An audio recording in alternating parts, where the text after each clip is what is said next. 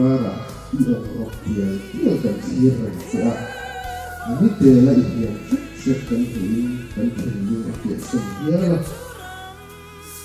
ilang na shui chai tumun pri to soi ibe fan kola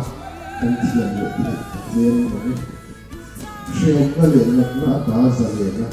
ha tam takari hi sian se kan thi hian